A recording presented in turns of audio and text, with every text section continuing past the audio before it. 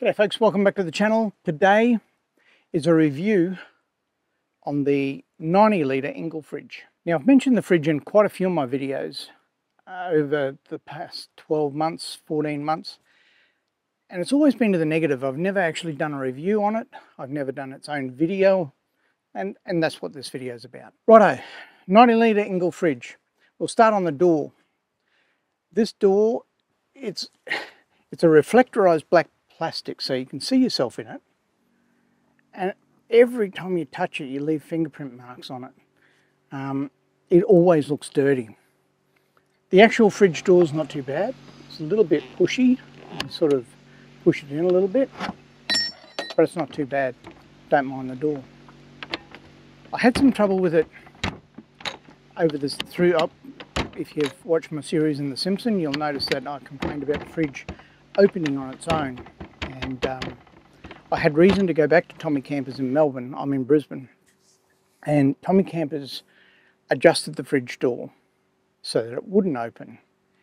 And I thought, wow, that's great. I didn't check any more than the adjustment to make sure it opened and closed. When I got home, I found that, I don't know whether it was before or not, but I found that the fridge doesn't seal down the bottom. The actual seal is a jar down the bottom, and if I leave the camper sit for a few days, all the air comes out down the bottom and I start to get mold on the carpet and down here because there's constant cold air coming out of the fridge onto the floor of the camper here and the bags. So the seal wasn't sealing. With that, I will get to the seal later. We'll show you the fridge first. So door can be opened from both sides. You know, obviously the style of camper I've got, I open it this side.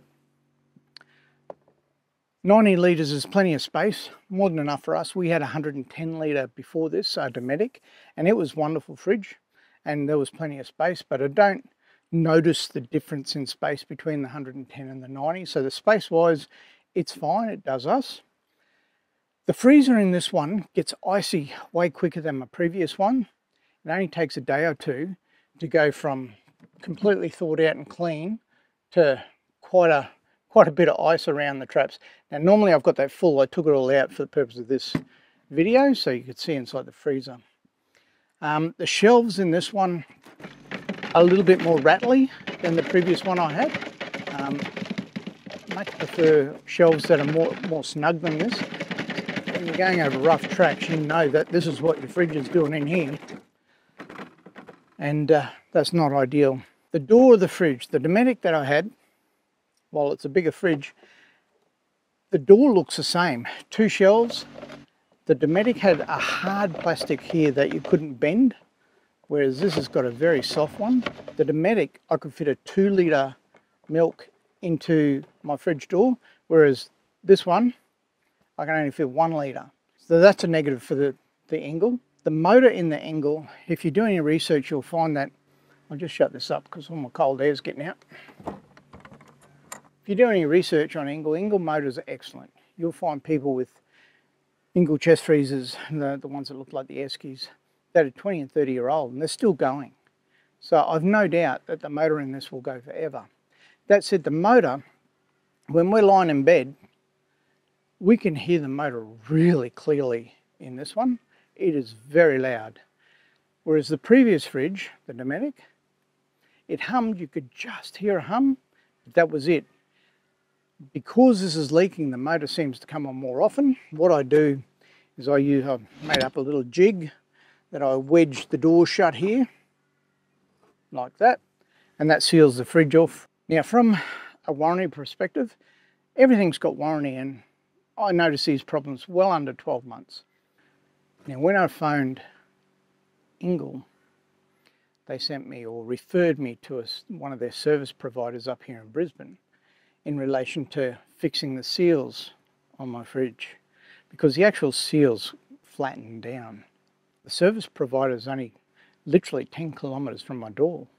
So I thought, how good's this? I phoned him and he said, sorry, the door's adjusted incorrectly. You'll need to go back to the person who fitted it. As far as I'm concerned, when a fridge comes off the shelf and goes to anybody, the manufacturer of these campers, or me, or you, the fridge door should seal. This one doesn't.